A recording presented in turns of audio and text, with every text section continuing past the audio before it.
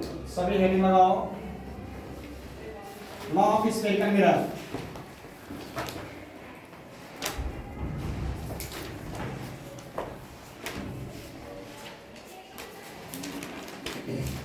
हिंदी में लिखोगे गोलीय दर्पण के गुण, सॉरी गोलीय दर्पण के नियम।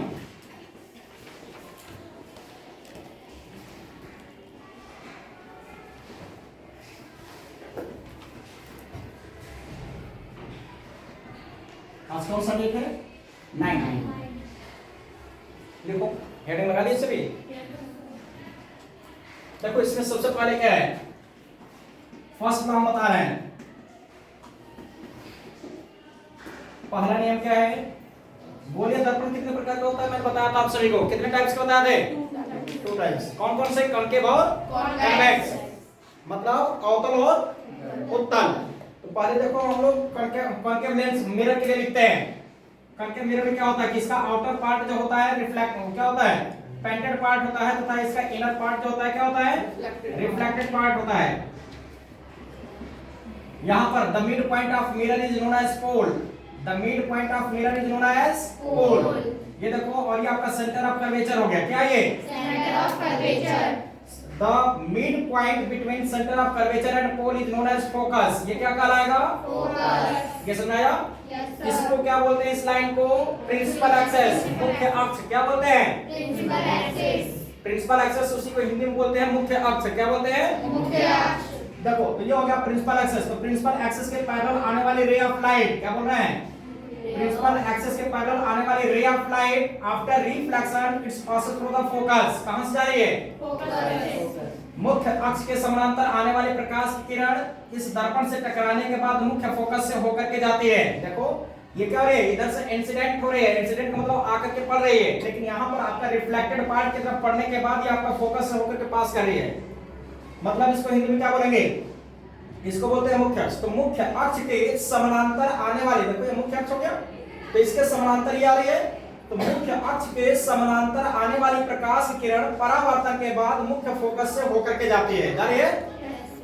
When an incident ray comes through the parallel of the principal axis, then after reflection it passes through the focus.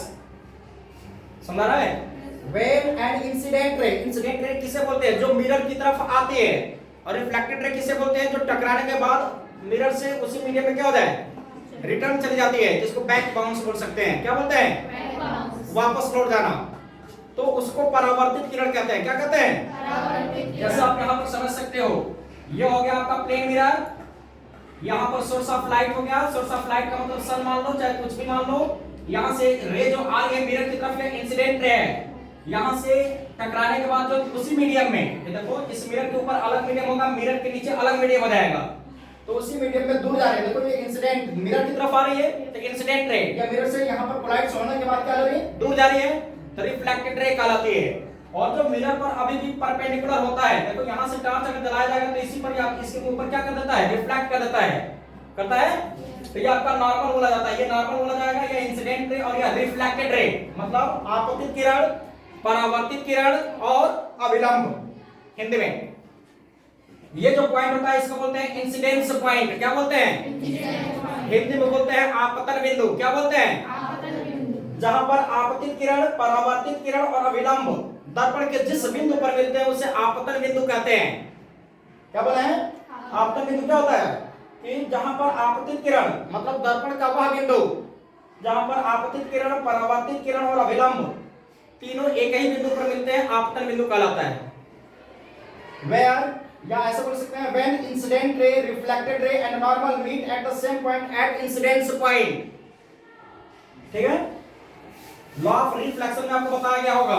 तो यहां पर देखो यह आपका प्रिंसिपल एक्सेस हो गया। इस प्रिंसिपल एक्सेस के पैरेलल ये आपके रे जो है क्या हो रही है, इंसिडेंट हो रही है, क्योंकि मिरर की तरफ आ रही है ना, ये मिरर है आपका, या मिरर की तरफ आने वाली रे जो होती है इसको हम लोग इंसिडेंट रे बोलेंगे, इसको क्या बोलेंगे, रिफ्लेक्टेड रे। क्या बोलेंगे? Reflected ray. तो इंसिडेंट रे जब आपकी प्रिंसिपल एक्सेस के पैरेलल आएगी तो वो हमेशा कहां से जाएगी, फोकस से होकर के जाएगी। कहां से जाएगी? फोकस से। तो इसको कैसे बोलेंगे? when incident ray comes to the parallel of the principal axis then after reflection it passes through the focus। ये कहां से होकर जा रही है?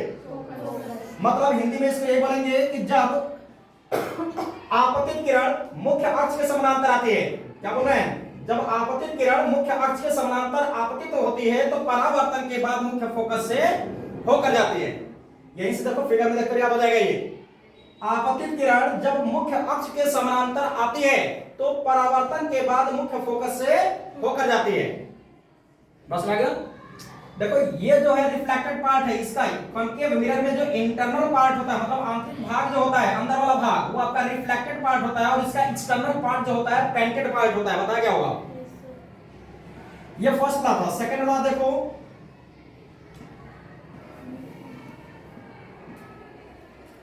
यह द्वितीय नियम जिसको बोलते हैं, बोलिए दर्पण का द्वितीय नियम। देखो ये आपके बोर्ड में 2 मार्क्स का पूछा जाता है, वो आपका हाई स्कूल हो चाहे इंटर हो, इसमें आते हैं दोनों में। बोलता है right law of spherical mirror. तो बताओगे there are 3 law of spherical mirror. पहला कौन हो गया?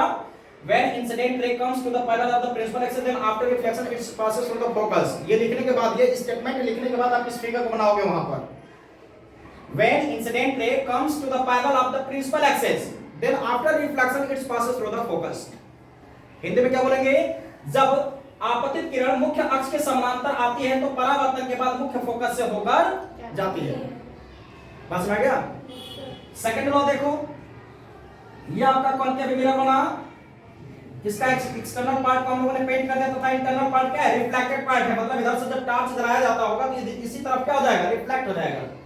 लेकिन जब इधर से टॉर्च जलाया जाएगा तो आपका पेंटेड पार्ट है तो वो आपका रे ऑफ लाइट जो होगी रिफ्लेक्ट नहीं होगी। ठीक? अब देखो ये हो गया प्रिंसिपल एक्सिस। क्या ये? Principal axis. ये हो गया पोल और ये हो गया सेंटर ऑफ कर्वेचर और ये हो गया फोकस। इन दोनों का मिड पॉइंट क्या होगा? फोकस। जो यहां से यहां तक का डिस्टेंस होगा, अगर मान लो ये 10 सेंटीमीटर तो ये भी कितना होगा? 10 सेंटीमीटर। क्योंकि हमने डेफिनेशन बताया था। क्या बताया था? इसमें हमने यही बताया था the mid point between center of curvature and pole is known as focus। वक्रता केंद्र तथा ध्रुव के मध्य बिंदु को फोकस कहते हैं। क्या बोला था मैंने? वक्रता केंद्र तथा ध्रुव के मध्य बिंदु को, मध्य का मतलब बीचों बीच जो पॉइंट आएगा उसको क्या कहते हैं? फोकस कहते हैं। तो इसीलिए देखो अगर ये मिड पॉइंट है, the mid point between centre of, देखो the mid point between centre of curvature and pole is known as focus. तो इन दोनों का ये मिड पॉइंट हो गया। जब ये फोकस जो है मिड पॉइंट है तो इसका मतलब ये वाला डिस्टेंस जो होगा इसके क्या होगा? बराबर होगा। बस मेरा नहीं? तो अब देखो when incident ray comes through the centre of curvature then after reflection it's return on the same path. जितने भी 80 से, मतलब ये 80 का मतलब सेंटर ऑफ कर्वेचर से लाइट आएगी, रेज अगर सेंटर ऑफ कर्वेचर से आएगी मिरर की तरफ तो रिफ्लेक्शन के बाद इसी पाथ पर क्या हो जाएगा? वो रिटर्न हो जाएगा। मतलब वक्रता केंद्र से होकर आने वाली प्रकाश की किरण परावर्तन के बाद पुनः इसी मार्ग में वापस लौट जाती है। क्लास 10 में पढ़ाया गया होगा। देखो फिर से सुनो, वक्रता केंद्र से, ये कहां से लाइट आ रही है? वक्रता केंद्र से।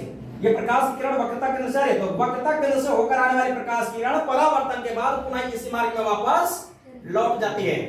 इंग्लिश में क्या बोलेंगे? When incident ray comes to the center of curvature, then after reflection its return on the same path। When incident ray comes through the center of curvature, इसमें फिगर में देखो, पॉइंट को देखो। When incident ray किसे बोलते हैं? जो mirror की तरफ आता है। तो ये एरो क्या बता रहा है? मिरर की तरफ जा रही है। ये भी एरो क्या बता रहा है? मिरर की तरफ जा रही है। ये वाला एरो क्या बता रहा है? मिरर से दूर जा रही है। समझ रहे नहीं? तो when incident ray comes through the center of curvature, then after reflection it passes through the its return on the same path। It returns on the same path. When incident ray comes through the center of curvature, then after reflection, its return on the same path and same medium। बात समझ रही है? फिर से सुनो, जब कोई प्रकाश की किरण वक्रता केंद्र से होकर आती है तो परावर्तन के बाद पुनः इसी मार्ग में वापस लौट जाती है। देखो ये एरो तो बता रहा है, ये इसी मार्ग मतलब इसी पाथ से जा भी रहा है और इसी पाथ से रिटर्न भी जा रहा है। जा रहा है कि नहीं? बोलो। ये सेकंड लॉ हो गया। अब है आपका थर्ड लॉ।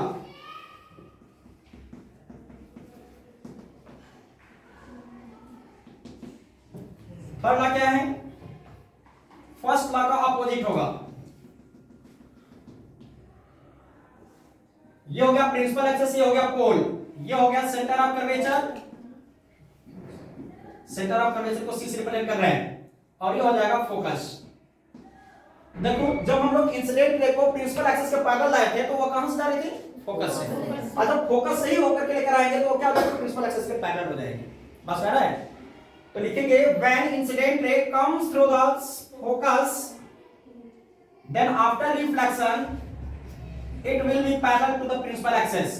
देखो यह इंसिडेंट रे मिरर की तरफ आ रही है ना, तो यहां पर ये इसका इंटरनल पार्ट, कॉन्केव मिरर का इंटरनल पार्ट क्या होता है, रिफ्लेक्टेड पार्ट होता है। तो इस पॉइंट पर रिफ्लेक्ट होगा, तो रिफ्लेक्ट होगा तो कहां चल जा रही है, ये प्रिंसिपल एक्सिस। देखो ये प्रिंसिपल एक्सिस है, ये यहां से यहां तक ये पूरा क्या है, प्रिंसिपल एक्सिस है ये। तो इस प्रिंसिपल एक्सिस की ये लाइन पैरेलल जा रही है कि नहीं जा रही है, तो इसको क्या बोलेंगे, when incident ray comes through the focus then after reflection it will be parallel to the principal axis। जब कोई प्रकाश की किरण मुख्य फोकस से होकर के आपतित होती है तो परावर्तन के बाद मुख्य अक्ष के क्या हो जाती है, ये समानांतर चली जाती है। ये बात समझ रही है। ये तीन लॉ हैं, इन्हीं के माध्यम से हम लोग image formation by concave mirror और कन्वेक्स मिरर पढ़ेंगे। सर को समझ में आया, एक बार फिर से रिवाइज कर ले। फिर उसके बाद कॉन्केव मिरर, ये तो कॉन्केव मिरर हमने बनाकर दिखाया ना, अब कन्वेक्स मिरर बताएंगे। कन्वेक्स मिरर में भी स्टेटमेंट सब वही रहेगा, बट थोड़ा सा फिगर चेंज नजर आएंगे। क्यों, क्योंकि इसका कॉन्केव मिरर में क्या होता है कि इसका इंटरनल पार्ट रिफ्लेक्टेड पार्ट होता है, और कन्वेक्स मिरर में एक्सटर्नल पार्ट, मतलब जो एक्सटर्नल पार्ट होगा वो आपका रिफ्लेक्टेड पार्ट होता है, इसका अपोजिट हो जाता है। बात समझ रहे हैं। तो आप इसको वहां से नोट कर लीजिएगा, अगर बनाना चाहो तो टाइप तो है नहीं वैसे।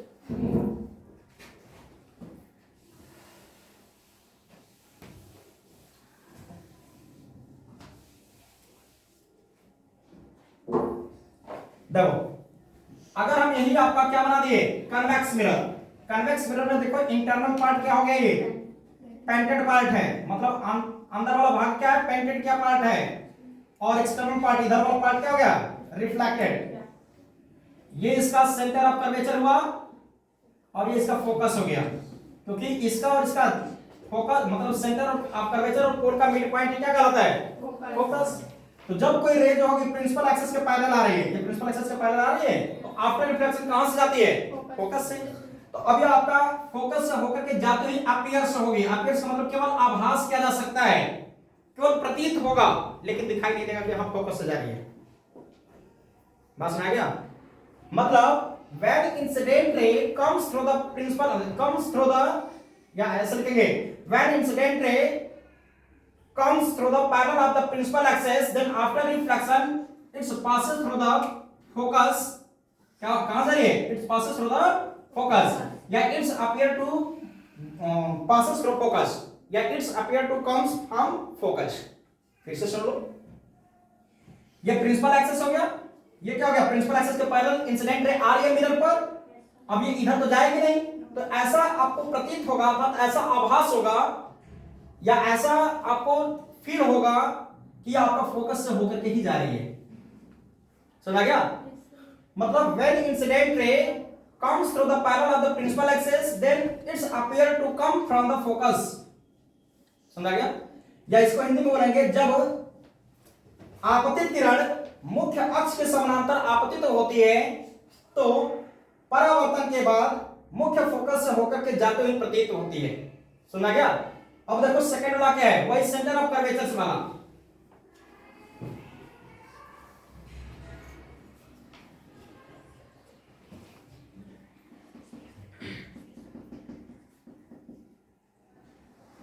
ये हुआ प्रिंसिपल एक्सिस, ये सेंटर ऑफ कर्वेचर, ये फोकस और ये पोल हो गया। अब देखो अगर हम सेंटर ऑफ कर्वेचर से लाइट लेकर के जाते हैं, मतलब ऐसा इंसिडेंट हम लोग इसके ऊपर इंसिडेंट करते हैं जो अपीयर्स होता है कि सेंटर ऑफ कर्वेचर से होकर जा रही है, तो फिर इसी पाथ पर क्या हो जाएगी, रिटर्न हो जाएगी।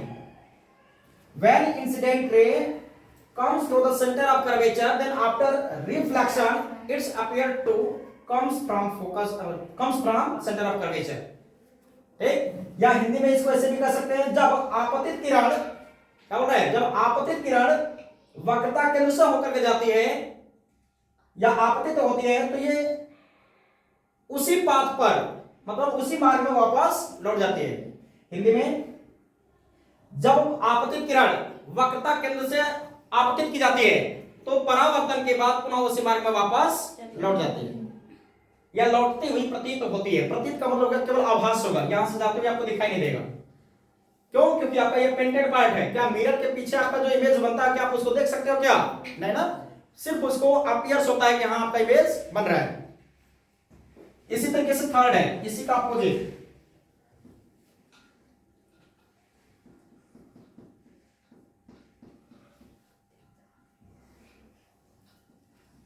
ये पोल हुआ, ये फोकस हो गया और ये सेंटर ऑफ कर्वेचर हो गया।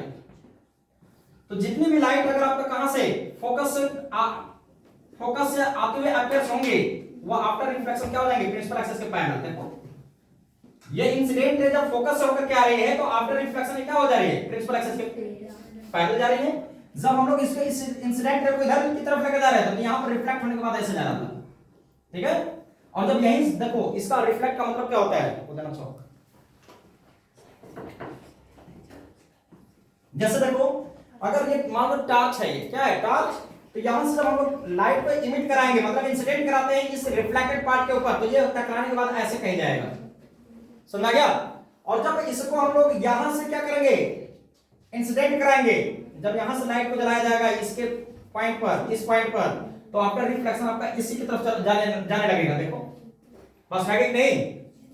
अगर यही सी से मतलब सेंटर ऑफ कर्वेचर के ऊपर अगर इसको क्या किया जाता है? इंसिडेंट कराया जाता है, तो आफ्टर रिफ्लेक्शन उसी के पाथ पर मतलब इसी के लाइट मतलब जो टॉर्च है इसी के ऊपर क्या कर देगा? रिफ्लेक्ट कर देगा। ये बात समझ गया? तो ये कॉन्केव कन्वेक्स मिरर में ऐसा कुछ बनता है और कॉन्केव मिरर में वैसा था। अब इसके आगे नेक्स्ट हेडिंग होगा image formation by concave mirror and convex mirror है। तो लिखो नेक्स्ट हेडिंग लगाओ image formation by concave and convex mirror. और लिखोगे image formation by concave mirror, image formation by concave mirror, अवतल दर्पण द्वारा प्रतिबिंब का बनना। Image formation by concave mirror,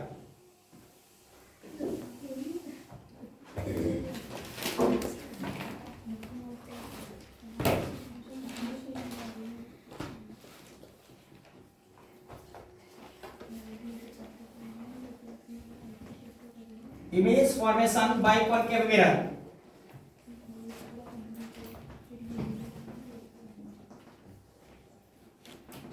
अवतल दर्पण द्वारा प्रतिबिंब का बनना।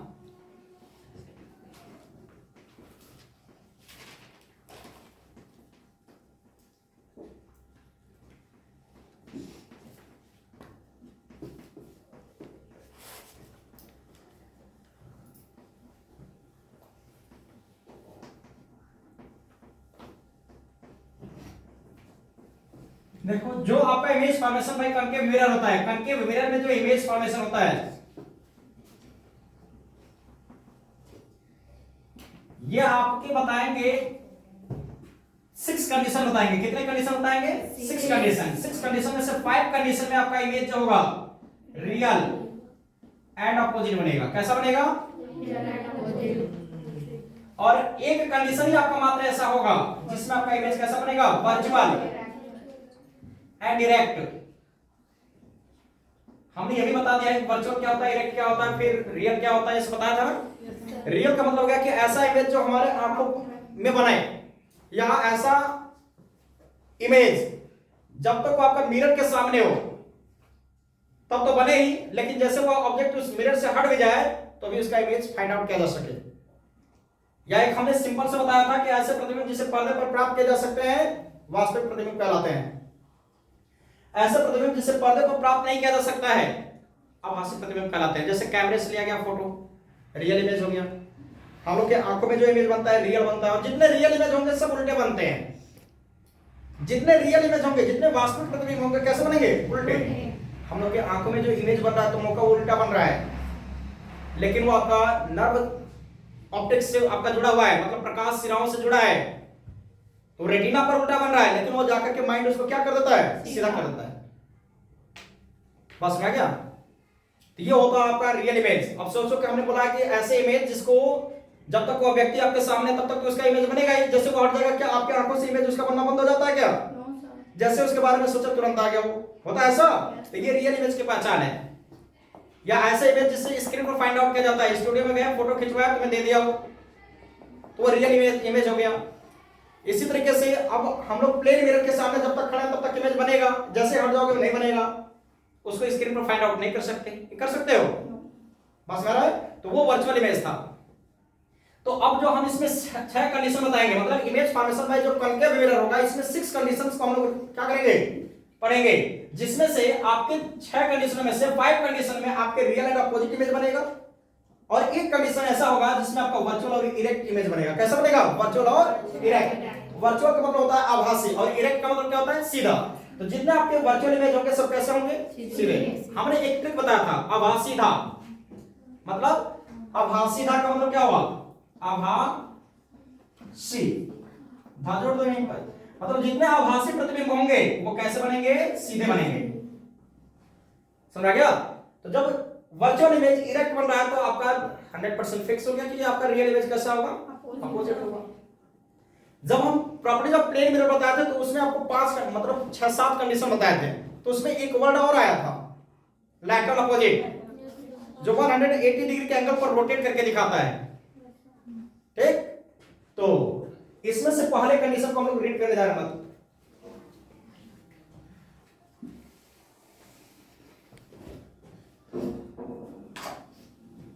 पहला होगा आपका when object stand at infinite, जब वस्तु अनंत पर स्थित हो।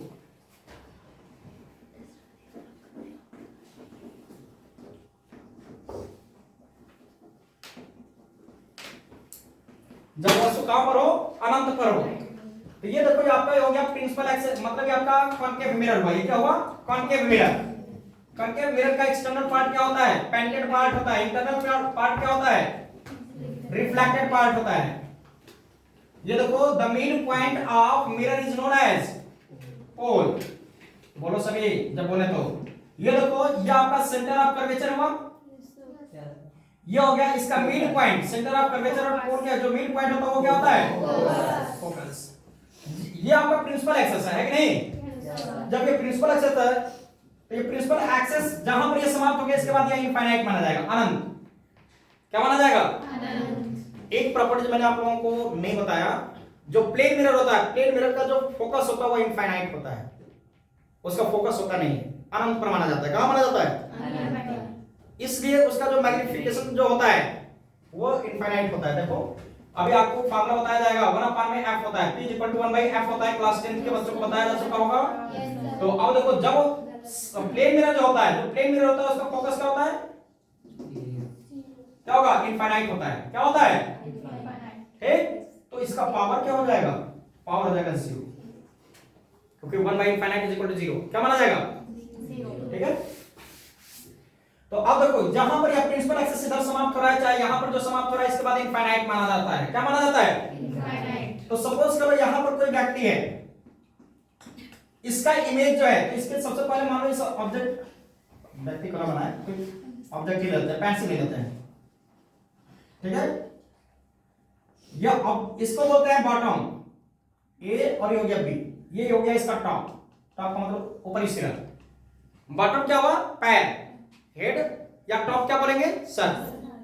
तो देखो, जब यह ऑब्जेक्ट आपका कहां पर है, इनफाइनाइट पर, यानी क्या हो, जब वस्तु अनंत पर स्थित हो। इसका मतलब क्या है, पहला कंडीशन हम बता रहे हैं, जब वस्तु कहां पर होगा, अनंत पर होगा। तो इसका इमेज कैसा और कहां पर बनेगा, जब ऑब्जेक्ट आपका इनफाइनाइट पर होता है तो ऑब्जेक्ट के टॉप से चलने वाली रे ऑफ लाइट ये क्या होगी, प्रिंसिपल एक्सिस के पैरेलल होगी कि नहीं होगी। तो हमने अभी बताया था कि प्रिंसिपल एक्सिस के पैरेलल आने वाली रे ऑफ लाइट जितनी भी होंगी कहां से जाएंगी, फोकस से। बता दो। इसी तरीके से एक दूसरी रे लेकर के जाएंगे, ऑब्जेक्ट के बॉटम से लेकर जाएंगे, ऑब्जेक्ट के बॉटम, बॉटम का मतलब इसके निचले सिरे से। ये भी आपका प्रिंसिपल एक्सिस के क्या आएगी, पैरेलल आएगी। जब प्रिंसिपल एक्सिस के पैरेलल आएगी तो आफ्टर रिफ्लेक्शन कहां से जाएगी, फोकस से। तो जहां पर दो रिफ्लेक्टेड रे या रिफ्रैक्टेड रे, हमने बताया था, जहां पर दो रिफ्लेक्टेड रे या रिफ्रैक्टेड रे एक दूसरे को इंटरसेक्ट करेंगे तो वहां पर जो आपका शैडो बनता है ऑब्जेक्ट का, वही इमेज कहलाता है। बता दो, जहां पर दो परावर्तित अथवा अपवर्तित किरणें जब एक दूसरे को प्रतिच्छेद करते हैं तो उस प्रतिच्छेद बिंदु पर प्राप्त छाया को हम लोग प्रतिबिंब कहते हैं। बता के नहीं।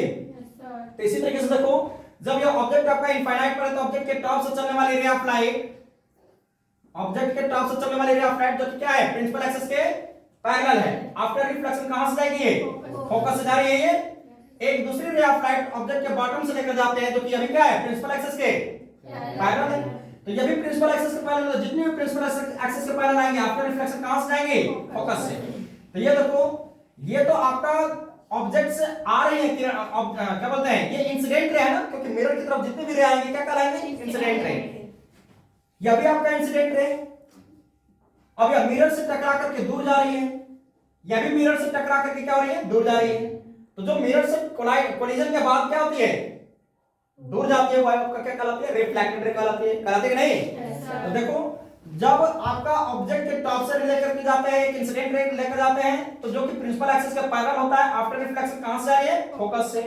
एक दूसरी रे लेकर के जाते हैं ऑब्जेक्ट के कहां से, बॉटम से। तो ये भी आपका प्रिंसिपल एक्सिस से क्या है, देखिए प्रिंसिपल एक्सिस से इसके पैरेलल है कि नहीं। तो आफ्टर रिफ्लेक्शन ये भी कहां से जाएगी, फोकस से। इस प्रकार अभी हमने बताया था इमेज का डेफिनेशन, जहां पर दो रिफ्लेक्टेड रे या रिफ्रैक्टेड रे, रिफ्लेक्टेड का मतलब हो गया परावर्तित और रिफ्रैक्टेड का मतलब हो गया अपवर्तित। तो जहां पर दो रिफ्लेक्टेड रे एक दूसरे को इंटरसेक्ट करती हैं, तो उस इंटरसेक्शन पॉइंट पर जो इमेज बनता है वही आपका क्या कहलाता है, मतलब जो आपका शैडो बनेगा वही इमेज कहलाएगा। तो देखो, ये इंसिडेंट रे हो गया, ये भी आपका इंसिडेंट रे हो गया, और ये दोनों रिफ्लेक्टेड, ये रिफ्लेक्टेड रे है और ये भी क्या है, रिफ्लेक्टेड रे। तो ये वाली रिफ्लेक्टेड रे और ये वाली रिफ्लेक्टेड रे एक दूसरे को कहां पर इंटरसेक्ट कर रहे हैं, फोकस पर। तो जब ऑब्जेक्ट इनफाइनाइट पर होता है तो उसका इमेज कहां पर बन रहा है, इसका मतलब फोकस पर। हमने एक बात और बताया था, जितने भी आपका रिफ्लेक्टेड पार्ट की तरफ इमेज बनेगा वो हमेशा रियल एंड अपोजिट होगा। कैसा होगा, और जब ये साइडेड पार्ट की तरफ बनने लगेगा तो वर्चुअल और इरेक्ट हो जाएगा। वो कैसा होगा, देखो हमने बताया था ना कि कॉन्केव मिरर में जो इंटरनल पार्ट होता है आपका रिफ्लेक्टेड पार्ट होता है, क्या होता है, रिफ्लेक्टेड पार्ट होता है, जबकि इसका एक्सटर्नल पार्ट जो होता है पेंटेड पार्ट होता है। बस मेरा है, देखो इसका नाम हमने सी रख दिया और इसका नाम हमने सी तो है ना, पीवी है, एस टी यू वी। तो एस यू जो है और टीवी जो है ये आपस में कहां पर इंटरसेक्ट कर रहे हैं, फोकस पर। एस यू रिफ्लेक्टेड रे है और टी वी भी आपका क्या है, रिफ्लेक्टेड रे है। जहां पर ये दोनों इंटरसेक्ट कर रहे हैं वहीं पर इमेज बनेगा। तो इमेज का नेचर कैसा होगा, यहां पर नेचर पूछा जाता है आपसे, कैसे पूछा जाएगा मैं सब बताऊंगा। नेचर हो जाएगा क्योंकि इन फ्रंट ऑफ मिरर बन रहा है। देखो ये ऑब्जेक्ट इतना बड़ा है, इसका इमेज कैसा बन रहा है, पॉइंटेड बन रहा है। पॉइंटेड का मतलब बिंदुवत, बहुत छोटा। तो ये आपका इमेज कैसा होगा, पहले तो बोलेंगे रियल एंड अपोजिट। क्या बोलेंगे, real and opposite and smaller than object या pointed, real comma opposite and pointed. Pointed का मतलब हो गया बिंदुवत, रियल का मतलब वास्तविक, उल्टा और बिंदुवत बनेगा। कैसा बनेगा, पोजीशन क्या बताएंगे, पोजीशन का मतलब इसकी स्थिति कहां पर है, इस प्रिंसिपल एक्सिस पर कहां पर आपका ऑब्जेक्ट इमेज है, फोकस।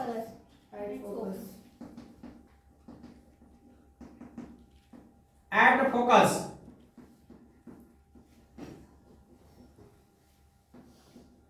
आया समझे। ये फर्स्ट कंडीशन था। ऐसे 6 कंडीशंस पढ़ेंगे हम लोग। फिर से सुन लो, पहले हिंदी में फिर उसके बाद इंग्लिश में बताएंगे हम।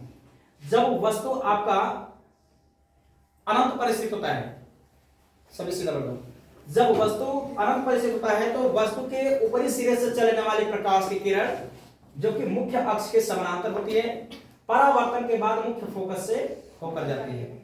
एक दूसरी प्रकाश की किरण वस्तु के निचले सिरे से लेकर जाते हैं, जो कि ये भी मुख्य अक्ष के क्या होते हैं, समांतर होते हैं। यह भी परावर्तन के बाद मुख्य फोकस से होकर जाती है। इस प्रकार दोनों परावर्तित किरणें एस यू और टीवी एक दूसरे को फोकस पर प्रतिच्छेद करती हैं। तब इस दशा में वस्तु एबी का प्रतिबिंब फोकस पर बिंदुवत, कैसा, बिंदुवत, वास्तविक और उल्टा बनता है। फोकस पर बिंदुवत, वास्तविक, उल्टा बनता है। अभी हमने बताया था कि जितनी भी रिफ्लेक्टेड पार्ट, जितने भी परावर्तित भाग की तरफ जो प्रतिबिंब बनता है वो हमेशा रियल होगा, और जैसे रियल इमेज जो होता है वो कैसा होता है, अपोजिट होता है। बस में आ गया। यहां पर आप खुद देख सकते हो ऑब्जेक्ट इतना बड़ा है, जब अनंत का मतलब जानते हो जहां तक हम लोग नहीं देख सके, तो वहां से जब हम देख ही नहीं पाएंगे तो हमारी आंखों पर उसका इमेज बन रहा है, इस बात नहीं बन रहा है, लेकिन वो कैसा बन रहा है, बहुत पॉइंटेड। समझा गया? वर्चुअल नहीं बनेगा, रियल बनेगा। क्यों रियल इमेज क्यों बनता है? क्योंकि हमारी आंखें जो है कन्वेक्स लेंस है। क्या है? कन्वेक्स लेंस है। जो हम लोग कॉनकेव मिरर की जो प्रॉपर्टीज पढ़ते हैं, कॉनकेव मिरर, तो हम लोग कन्वेक्स लेंस में पढ़ेंगे। एक चैप्टर पढ़ाएंगे आप लोगों को लेंस अलग से। बस सारी नहीं, आपको क्लास 10th में पढ़ाया गया होगा, जो क्लास 11 के बच्चे हैं। पता क्या कि नहीं, जो 9th में पढ़ रहे हैं इनको आपको 10th में पढ़ाया जाएगा। ठीक? जो 9th में पढ़ रहे हैं, जो 10th में पढ़ेंगे उनको पढ़ाया जाएगा। यही है उनका। हिंदी में एक बार फिर से, फिर उसके बाद इंग्लिश में बोलेंगे। जब वस्तु ये कहां पर स्थित है पहले बताओ? अनंत पर। तो जब वस्तु ए भी अनंत पर स्थित होता है, जो हम बोल रहे हैं ना, यही लिखना होगा हिंदी में। फिर उसके बाद नीचे इसको इमेज को बनाओगे, तब जाकर के आपको पूरा नंबर मिलता है। जो हम बोल रहे हैं यही लिखना भी है। क्या? देखो, जब वस्तु अनंत पर स्थित होता है, जब वस्तु, ब्रैकेट में क्या लिखेंगे, ए बी, जब वस्तु अनंत पर स्थित होता है तो वस्तु के ऊपरी सिरे से चलने वाले प्रकाश की किरण, जो कि मुख्य अक्ष के समानांतर होती है, परावर्तन के बाद मुख्य फोकस से होकर जाती है। एक दूसरी प्रकाश की किरण वस्तु के निचले सिरे से लेकर जाते हैं, जो कि यह भी मुख्य अक्ष के समानांतर होती है, परावर्तन के बाद यह भी मुख्य फोकस से होकर जाती है। लाइन चेंज करके लिखेंगे वहां से। इस प्रकार दोनों परावर्तित किरणें SU एवं टीवी एक दूसरे को फोकस पर प्रतिच्छेद करती हैं। तब इस दशा में वस्तु AB का प्रतिबिंब फोकस पर, बिंदुवत, उल्टा तथा उल्टा, वास्तव तथा उल्टा बनता है। फिर उसके बाद नीचे लिखेंगे प्रकृति, और इतना इसमें लिखेंगे। फिर उसके बाद लिखेंगे स्थिति, उसके बाद ये लिखेंगे पोजीशन, मतलब स्थिति होता है। फिर उसके बाद आपका यह है, ये फिगर बनाओगे। पास आ गया? इंग्लिश में बोलो, देखो, when the object is stand at infinite, then a incident ray goes from the top of the object which is parallel to the principal axis, then after reflection it passes through the focus, and another incident ray goes from the bottom of the object which is also parallel to the principal axis and it also passes through the focus। हो गया? इसके बाद light change करके लिखेंगे, hence two reflected ray SU and TV intersect at focus, then image of object AB at focus formed at focus, FORMED, formed at focus, real, opposite and pointed। समझा गया? ये आपको इनवर्ड में लिखना होगा। इतना लिखोगे तो आपका लगभग 5 से 7 लाइन भर जाएंगे। फिर से एक बार और बोलेंगे ताकि आप उसमें दोबारा से सुन सको और देख सको। आप इस फिगर को देख करके अगर समझते हो तो तुरंत याद हो जाएगा ये। ठीक है? फिर से सुनो। When the object is stand at infinite, जहां पर ऑब्जेक्ट वर्ड आएगा तो वहां पर क्या करोगे, ए बी ब्रैकेट में लिखोगे। क्या लिखोगे? तो when the object is stand at infinite, then an incident ray, क्या बोला है? Then an incident ray goes from the top, ये तो टॉप है ना, तो goes from the top of the object which is parallel to the principal axis, parallel to principal axis, then after reflection, हमने rule बताया था कि जितने भी पैरेलल आएंगे प्रिंसिपल एक्सिस के वो कहां से जाएंगे, फोकस से जाएंगे। तो फिर से सुनो, when the object is stand at infinite, then an incident ray goes from the top of the object which is parallel to the principal axis, it passes through the focus। हो गया? Now another incident ray goes from the bottom of the object which is also parallel to the principal axis, and after reflection it also passes through the focus। Hence two reflected ray SU and TV intersect to each other at focus, then image of object AB formed at focus, pointed, real and opposite। समझ आ गया? उसके बाद ये figure बनाओगे, फिर नीचे ये सुनने से लिख दोगे। ये बात समझ आ गया? एक बार फिर से सुनो हिंदी मीडियम। जब वस्तु अनंत पर, जब तक एक नहीं समझ में आएगा तब तक इसके 6 कंडीशन वो नहीं समझ में आएंगे। जब वस्तु अनंत पर स्थित होता है तो वस्तु के ऊपरी सिरे से चलने वाले प्रकाश की किरण जो कि मुख्य अक्ष के समानांतर होती है परावर्तन के बाद मुख्य फोकस से होकर जाती है। एक दूसरी प्रकाश की किरण वस्तु के निचले सिरे से लेकर जाते हैं जो कि अभी आपका मुख्य अक्ष के क्या है, समानांतर है। ये देखो ये क्या है, मुख्य अक्ष की क्या है, समानांतर है। परावर्तन के बाद मुख्य फोकस से होकर जाती है। इस प्रकार दोनों परावर्तित किरणें SU एंड TV एक दूसरे को फोकस पर प्रतिच्छेद करती हैं। तब इस दशा में वस्तु AB का प्रतिबिंब बिंदुवत वास्तविक उल्टा तथा फोकस पर बनता है। ये समझ गया? किसी को कोई प्रॉब्लम हो बोलो। वे लोग हाथ उठाओ जिनको समझ में नहीं आ रहा। सभी हो रहा है?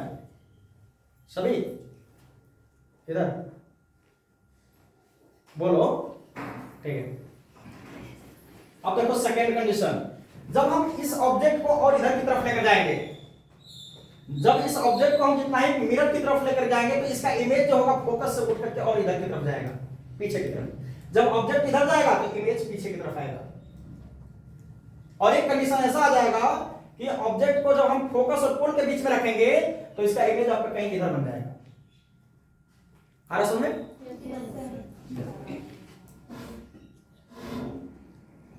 When the object stand between infinite and center of curvature, heading होता है इसमें when the object stand between infinite and center of curvature,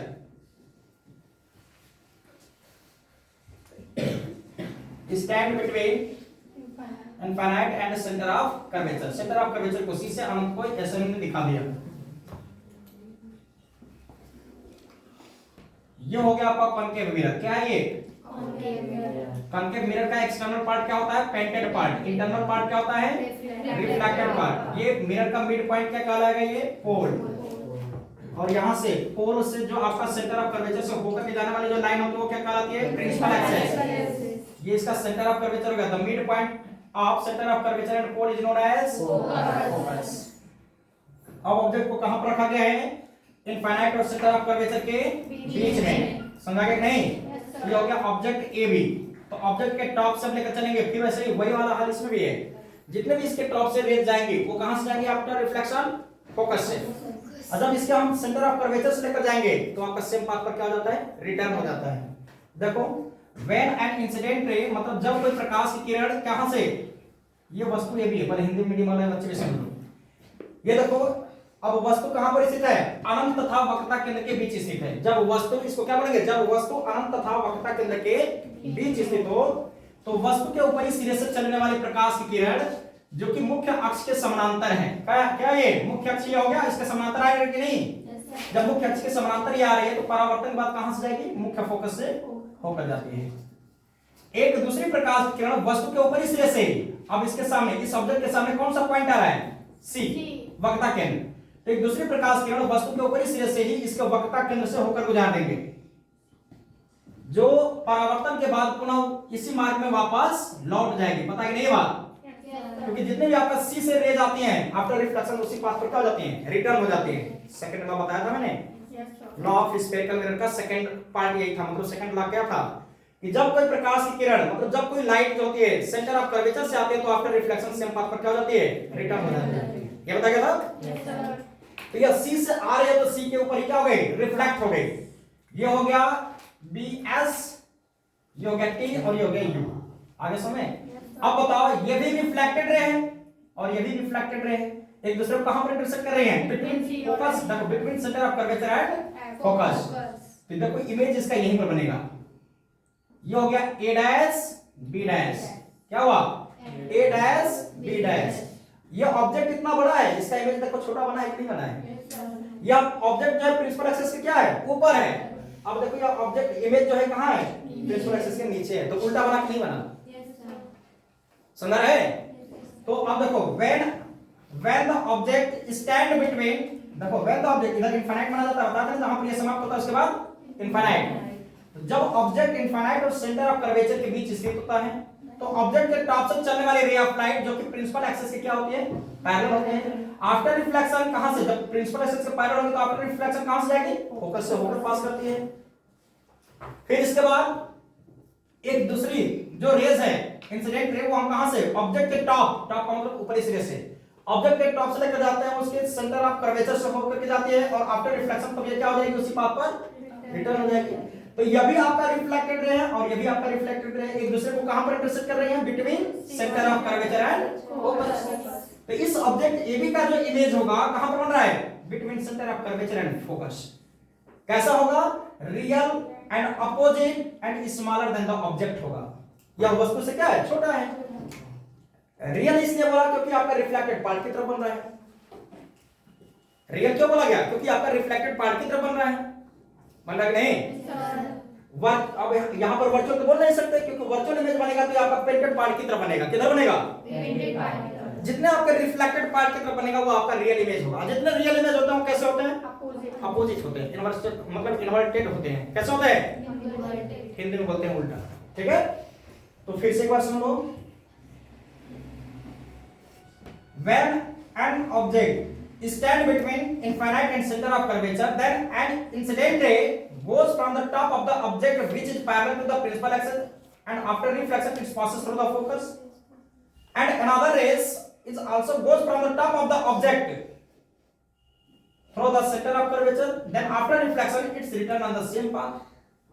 Hence, two reflected rays intersect to each other between center of curvature and the focus. Then image of object AB is formed real, क्या बोलेंगे real, opposite and smaller than the object between center of curvature and focus. Hindi medium वाला बच्चे सुनो। जब वस्तु अनंत तथा वक्रता केंद्र के बीच स्थित होता है तो वस्तु के ऊपरी सिरे से चलने वाली प्रकाश की किरण जो कि मुख्य अक्ष के समानांतर होती है परावर्तन के बाद मुख्य फोकस से होकर जाती है। एक दूसरी प्रकाश की किरण वस्तु के ऊपरी सिरे से ही इसके वक्रता केंद्र से होकर गुजरते हैं जो परावर्तन के बाद पुनः इसी मार्ग में वापस लौट जाती है। इस प्रकार दोनों परावर्तित किरणें एस यू और टी बी एक दूसरे को बी डैश अर्थात क्या बोलेंगे वक्रता केंद्र तथा फोकस के बीच में प्रतिच्छेद करती हैं। तब इस दशा में ए बी वस्तु का प्रतिबिंब जो होता है ए डैश बी डैश वास्तविक उल्टा तथा वस्तु से छोटा बनता है। पास में आया? यह हो जाएगा नेचर। नेचर को मतलब हिंदी में बोलते हैं प्रकृति। क्या बोलते हैं प्रकृति। इसके नेचर को कैसे लिखा जाएगा? ये होगा पहले तो रियल होगा फिर opposite smaller than object and smaller than object.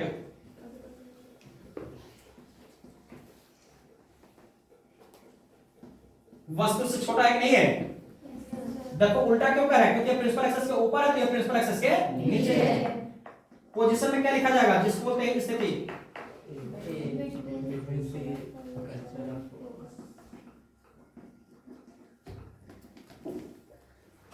ये हो जाएगा आपका between C and F. Between C and F मतलब वक्रता केंद्र और फोकस के बीच। ये बात समझा गया? लास्ट बार एक बार सुनो। जब वस्तु अनंत तथा वक्रता केंद्र के बीच स्थित होता है तो वस्तु के ऊपरी सिरे से चलने वाले प्रकाश की किरण जो कि मुख्य अक्ष के समानांतर होता है परावर्तन के बाद मुख्य फोकस से होकर जाती है। एक दूसरी प्रकाश किरण वस्तु के ऊपरी सिरे से ही उसके हम लोग वक्रता केंद्र से होकर लेकर जाते हैं जो परावर्तन के बाद पुनः इसी मार्ग में वापस लौट जाती है। इस प्रकार दोनों परावर्तित किरणें एक दूसरे को वक्रता केंद्र तथा फोकस के बीच में प्रतिच्छेद करते हैं। तब इस दशा में वस्तु AB का प्रतिबिंब A डैश B डैश वास्तविक उल्टा तथा वस्तु से छोटा बनता है। इंग्लिश वाले बच्चे समझ लो।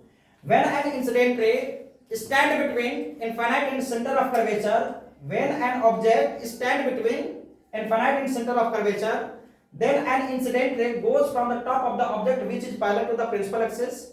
Then after reflection it passes through the focus. And another rays is also goes from the top of the object through the center of curvature and after reflection it passes on the same path, yeah, it return on the same path. Hence two reflected ray SU and TV intersect to each other between center of curvature and focus. Then image of object AB is formed real, opposite and smaller than the object A dash B dash between center of curvature and focus. ये आप इन word में लिखोगे, ये figure बनाओगे, ये ऐसे लिख करके लाओगे। ये समझाया? Yes sir. एक टॉपिक और पढ़ाऊंगा इसमें, थर्ड मतलब थर्ड कंडीशन है। व्हेन अब देखो पहले हमने ऑब्जेक्ट को कहां पर रखा था, इनफाइनाइट पर। पहले ऑब्जेक्ट को कहां रखा था मैंने, इनफाइनाइट पर। सेकंड कंडीशन में कहां पर रखा है, इनफाइनाइट मतलब इनफाइनाइट और सेंटर ऑफ कर्वेचर के बीच। अब तीसरा कंडीशन कहां पर आएगा, फोर्थ कंडीशन कहां पर होगा, between centre of curvature and focus. Fifth condition कहां होगा, सिक्स्थ कंडीशन कहां होगा, फोकस और पॉइंट के बीच। बस हो रहा है।